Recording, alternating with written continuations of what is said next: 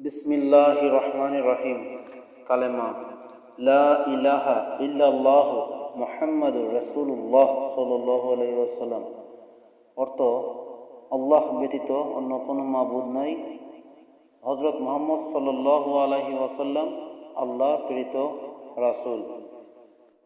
হাদিসে আছে, রাসূলুল্লাহ সাল্লাল্লাহু আলাইহি ওয়াসাল্লাম বলেছেন, যে ব্যক্তি কালেমার দাওয়াত লোকালয়ে পৌঁছে দিবে তাকে সাথে নিয়ে নবীজি জান্নাতে দেবেন। সুবহানাল্লাহ। তাই আসুন নিজে কালেমা পড়ি এবং অন্যকে কালেমা পড়তে উৎসাহিত করি।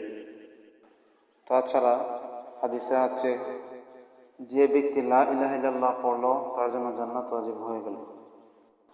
যদি তার ভিতরে শুষ্ক পরিমাণ ঈমান থেকে থাকে, মরুর ধূলিকণা পরিমাণ ঈমান থাকে, তবুও সে তার পাপের শাস্তি ভোগ করে একদিন জান্নাতে যাবে। সুবহানাল্লাহ। তাই আসুন লা ইলাহা ইল্লাল্লাহ মুহাম্মাদুর রাসূলুল্লাহ ঈমানের কালিমা নিজে পড়ি এবং অন্যকে পড়াতে উৎসাহিত করি।